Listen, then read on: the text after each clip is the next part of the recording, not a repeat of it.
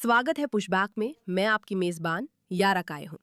हम उन लोगों के खिलाफ बोलते हैं जो हमारे पश्चिम को बर्बाद करना चाहते हैं। अगर आप भी ऐसा मानते हैं तो आपका स्वागत है। आपने अपने जैसे लोगों को पा लिया है तो वीडियो को सब्सक्राइब और प्रमोट करें। आपकी मौजूदगी की सराहना करते हैं। मुझे मॉम डॉनी के वीडियो से हमेशा नफरत होती है। चलिए सुनते हैं उन्होंने क्या कहा। वियना मॉडल की ओर बढ़ते हुए हमें बाजार से आगे जाना होगा। हम सामुदायिक भूमि ट्रस्ट बनाकर निजी बाजार से धीरे धीरे आवास खरीद सकते हैं और उसे सामुदायिक स्वामित्व में ला सकते हैं। हम किराएदारों को यह अधिकार दे सकते हैं कि जब इमारतें बिक्री के लिए जाएं तो वे अपने मकान मालिकों से उन इमारतों को सबसे पहले खरीदने का अधिकार रखें। हम सामाजिक आवास के नए युग के लिए प्रतिबद्ध हो सकते हैं। लग्जरी हाउसिंग सब्सिडी खत्म कर अपनी संपत्ति का उपयोग उच्च गुणवत्ता वाले सामाजिक आवास बनाने में कर सकते हैं, जिससे सभी को अच्छे घर और मजबूत समुदाय मिले। हम रातों रात आवास को बाजार से मुक्त नहीं कर सकते, लेकिन हमें पता है कि हमें क्या करना है और हमारे पास इतिहास है जो हमारा मार्गदर्शन करेगा। सही। पैसा कहां से लाएंगे मामदानी? आप वो पैसा कहां से लेने वाले हैं? फिर से हजारों लोग उनके खिलाफ विरोध कर रहे हैं क्योंकि यही घोषणा उन्होंने कल की थी। जरूरत पड़ने पर हम लापरवाह मालिकों और संपत्ति प्रबंधकों को हटाने के लिए कड़ी कानूनी कार्रवाई करेंगे और जिन इमारतों की लगातार अनदेखी की गई है उनके लिए हम स्वामित्व को जिम्मेदार देखरेख करने वालों को स्थानांतरित करने के लिए काम करेंगे। और सोचिए, ये कौन तय करेगा कि वे जिम्मेदार देखरेख करने वाले कौन हैं? कोई और नहीं बल्कि मेयर खुद, जिसका मतलब है कि वो असल में उन लोगों से संपत्ति ले सकेगा जिन्होंने कड़ी मेहनत से उसे हासिल किया है, जो उसके हकदार हैं, और फिर उसे किसी और को देने का फैसला कर सकेगा। बहुत बढ़िया। पैसा बिल्कुल ऐसे ही काम करता है। इनमें सामुदायिक भूमि ट्रस्ट और गैर लाभकारी संगठन शामिल हैं। गैर लाभकारी संगठन या यहां तक कि किराएदार खुद भी।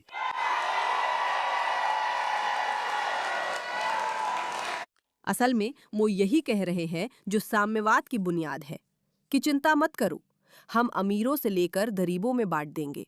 लेकिन ऐसा कभी नहीं होगा।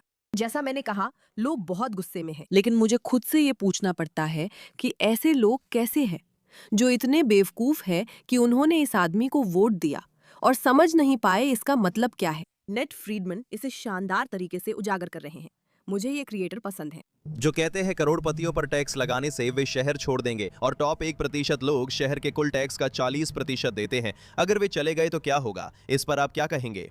मेरा मतलब है, फिर से, ये तो बस साधारण गणित है जो अगर मैं गलत नहीं हूं तो हर स्कूल में अनिवार्य होता है।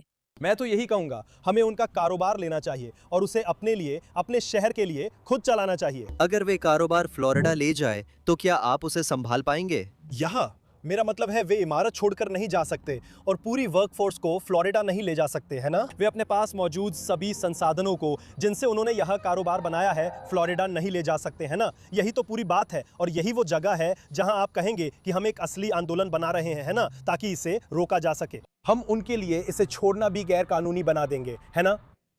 एक वाक्य में बार बार जैसे शब्द का इस्तेमाल मत करो, इससे तुम बेवकूफ लगते हो। इस मामले में इस आदमी के पास ज्यादा कुछ करने को नहीं है, क्योंकि अगर वो जैसे शब्द को हटा भी दे तो भी वो बेवकूफ ही लगेगा, क्योंकि लगता है वही उसकी असलियत है। लेकिन उसकी दलीलों को सुनने की कोशिश करो, उनका सच में कोई मतलब नहीं है। अगर वे संपत्ति छोड़ने का प्रयास करें तो उन पर बहुत भारी जुर्माना लगाना चाहिए। अगर वे संपत्ति छोड़ेंगे तो हम उन पर बहुत भारी जुर्माना लगा देंगे। इसका क्या मतलब है? यहाँ सही है ना, क्योंकि साफ तौर पर लोगों को काम करने की जरूरत है ना? लोगों को अपनी रोजी रोटी कमाने की जरूरत है। तो ये हैं चार्ल्स बेरी। और भले ही ये उन सबसे पागलपन भरी बातों में से एक थी जो मैंने सैकड़ों अलग इंटरव्यू में सुनी है, लेकिन इससे भी ज्यादा मायने ये रखता है कि वो न्यूयॉर्क पब्लिक स्कूलों में एक शिक्षक हैं। सोचिए, आपके बच्चों की क्लास में वही बकवास पढ़ाई जा रही हो। वो एक शिक्षक है। हे भगवान, ये क्या हो रहा है? हे भगवान, ये कैसे मुमकिन है? और आप खुद से पूछते हैं, ममदानी जैसे इंसान को ताकत कैसे मिल गई? तो दोस्तों, मुझे लगता है कि ये आपके लिए एक बिल्कुल साफ जवाब है। अब मुझे इससे भी ज्यादा पागलपन वाली बात ये लगती है कि अगर आप कलशी पर ममदानी को सर्च करें, जिसके बारे में आपको अब तक पता होना चाहिए, तो ये अमेरिका में भविष्यवाणियों के लिए सबसे बड़ा स्टॉक मार्केट है। तो ये हमें बताता है कि लोग असल में हर चीज के बारे में क्या सोच रहे हैं, और ये इस वीडियो के स्पॉन्सर भी है। तो जरूर कालशी ऐप डाउनलोड करें और कोड मीरा का इस्तेमाल करें, ताकि जब आप $10 की ट्रेडिंग करें तो आपको $10 मिले। कलशी मतलब कालशी है, इसमें आप भविष्यवाणी के अनुसार पैसे लगाते हैं। ममदानी को सर्च करने पर सवाल होगा, वो अपनी घोषणा के दौरान क्या कहेंगे? किफायतीपन। क्या ममदानी 1 मिलियन से ज्यादा आय पर टैक्स लगाएंगे? क्या वो इस हफ्ते कोई कार्यकारी आदेश साइन करेंगे? क्या वो कॉर्पोरेट टैक्स बढ़ाएंगे? 2026 के लिए times person of the year. मेरे दोस्तों, ये कोई मजाक नहीं है। जोरान ममदानी और डोनाल्ड ट्रंप असल में बराबरी पर आ रहे हैं, ठीक है, कि कौन times person of the year हो सकता है। ये आदमी अकेले ही अमेरिका को बर्बाद कर रहा है और दावा करता है कि वो लोगों से घर छीनकर उन्हें फिर बांटना चाहता है। सचमुच, कम्युनिज्म, मार्क्सिज्म, जो कुछ भी आप सोच सकते हैं। और कुछ लोग अभी भी सोचते हैं कि ये आदमी times person of the year हो सकता है। मेरे लिए ये इतनी हैरान करने वाली बात है कि मेरे पास इसे बयान करने के लिए शब्द ही नहीं है। मैं बस ये समझ ही नहीं पाती कि लोग इतने अविश्वसनीय रूप से बेवकूफ कैसे हो सकते हैं। मामदानी संपत्ति मालिकों को हटाकर किराएदारों व गैर लाभकारी संस्थाओं को मालिकाना हक सौंपना चाहते हैं। यही उनकी अमेरिका और न्यूयॉर्क के लिए योजना है। फिर भी कुछ लोग सोचते हैं कि ये आदमी टाइम्स का पर्सन ऑफ द ईयर बन सकता है। ये मेरी समझ से बाहर है। आप इस बारे में क्या कहते हैं?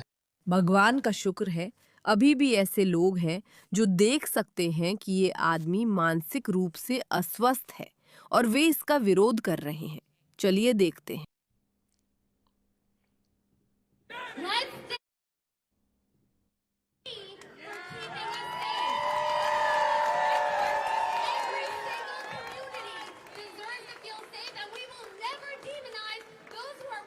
हमारी सुरक्षा सुनिश्चित करने के लिए धन्यवाद NYPD। इन वीडियोस को लाखों लोगों ने देखा। जोरान मामदानी के विरोध में कितने लोग आए देखिए।